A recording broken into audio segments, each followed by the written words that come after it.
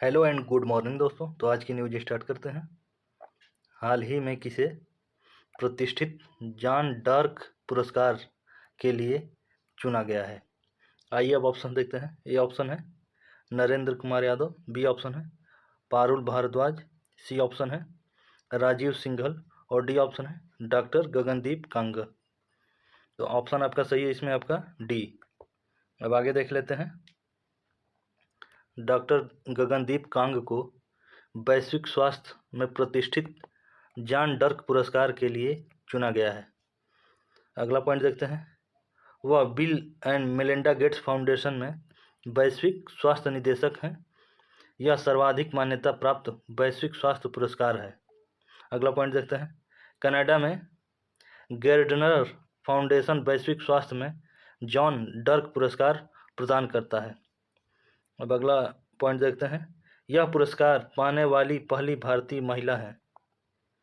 अब आगे देख लेते हैं। अगला पॉइंट है डॉक्टर कांग के काम का ध्यान अध्ययनों की एक विस्तृत श्रृंखला पर रहा है, जिसमें बचपन में दस्त की बीमारी और टीकों पर काम भी शामिल है।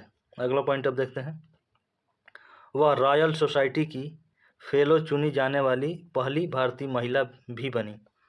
अगला पॉइंट अब देखते हैं। टोरंटो स्थित गेर्डनर फाउंडेशन की स्थापना 1958 में परोपकारी जेम्स गेर्डनर के दान से हुई थी।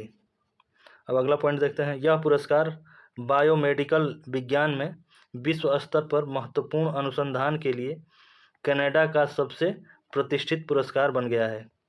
अब आगे देख लेते हैं। अगली न्यूज है किस देश ने अंगारा A5 अंतरिक्ष रॉकेट सफलतापूर्वक लॉन्च किया? आइए अब ऑप्शन देखते हैं।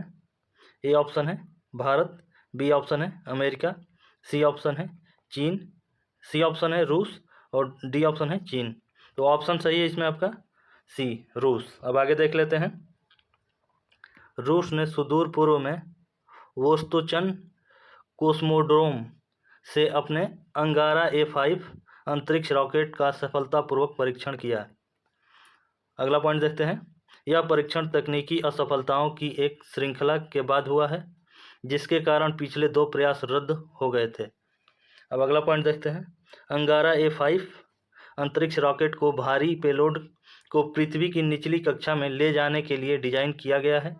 इसे 20 टन से अधिक के पेलोड को कक्षा में ले जाने के लिए डिजाइन किया गया है। अगला पॉइंट देखते हैं। हाल के वर्षों में अंतरिक्ष कार्यक्रम को कई हाई प्रोफाइल असफलताओं का सामना करना पड़ा है। अगला पॉइंट अब देख लेते हैं। रॉकेट के अंगारा परिवार को सोवियत डिजाइन किए गए प्रोटॉन रॉकेट को बदलने के लिए विकसित किया गया है। अब आगे देखते हैं।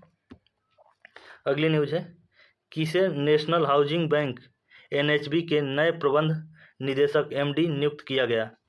आइए अब ऑप्शन देखते हैं। ए ऑप्शन है तरुण बजाज, बी ऑप्शन है संजय शुक्ला, सी ऑप्शन है संजय प्रसाद और डी ऑप्शन है मनोज पांडा। तो ऑप्शन सही है इसमें आपका बी, संजय शुक्ला। अब आगे देख लेते हैं।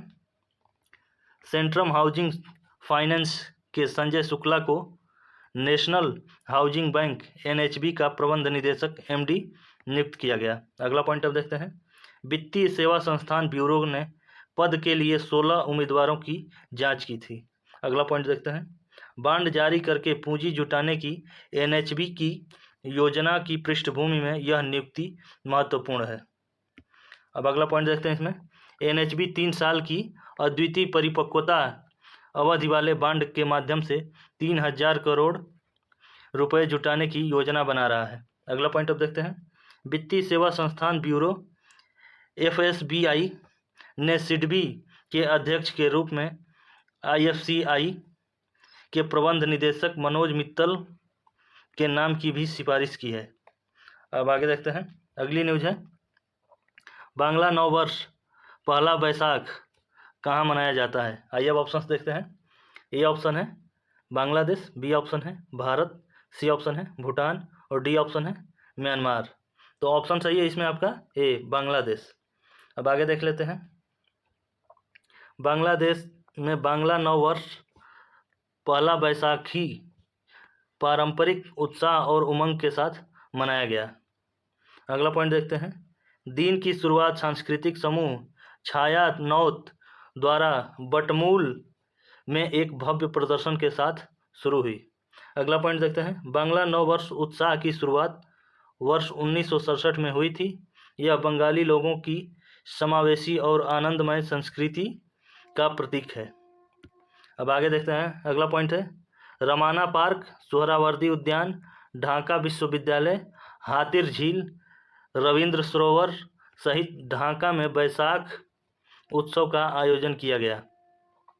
अब अगला पॉइंट देखते हैं। मंगल शोभा यात्रा को 2016 में यूनेस्को द्वारा मानवता की अमूर्त सांस्कृतिक विरासत के रूप में मान्यता दी गई। अब आगे देख लेते हैं।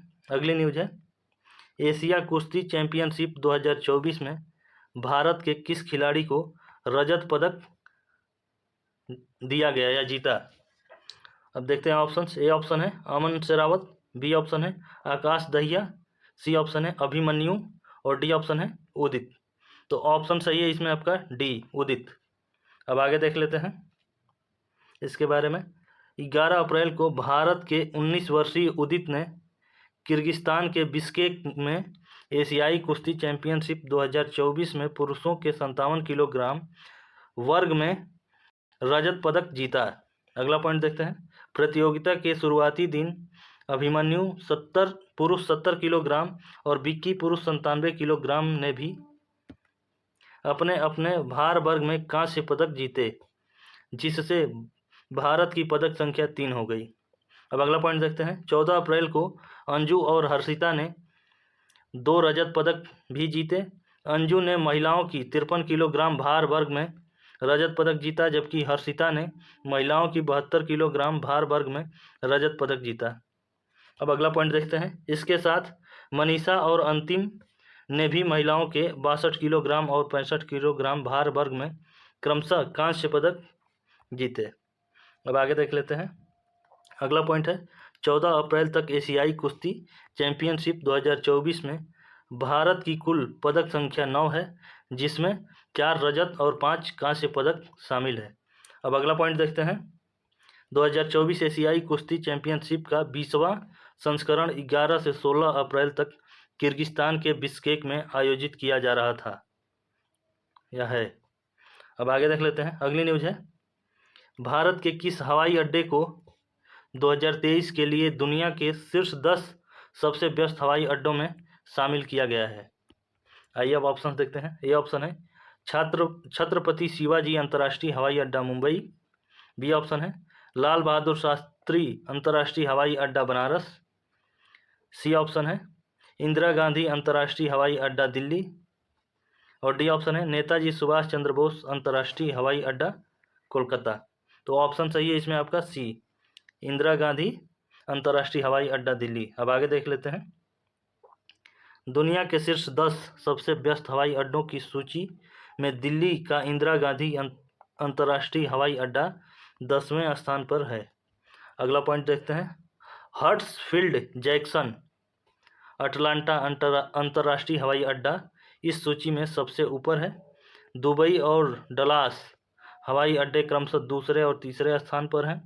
अगला पॉइंट अब है हर्ट्सफील्ड जैक्सन अटलांटा अंतर्राष्ट्रीय हवाई अड्डे ने 2023 में 10.46 करोड़ यात्रियों को संभाला। अब आगे देख लेते हैं। अगला पॉइंट है दुबई अंतर्राष्ट्रीय हवाई अड्डे ने 8.69 करोड़ से अधिक यात्रियों को संभाला। अगला पॉइंट है 2023 के लिए वैश्विक कुल यात्री पूर्वानुमान 8.5 बिलियन यानी 850 करोड़ था। यह 2022 में 27.2% अधिक था। अगला पॉइंट अब देख लेते हैं। दिल्ली हवाई अड्डे ने 2023 में 7.22 करोड़ से अधिक यात्रियों को संभाला। 2022 में यह हवाई अड्डा 9वें स्थान पर था। अब अगला पॉइंट है शीर्ष 10 हवाई अड्डे वैश्विक यातायात के 10% 806 मिलियन यात्रियों का प्रतिनिधित्व करते हैं। तो आज की न्यूज़ हम समाप्त करते हैं।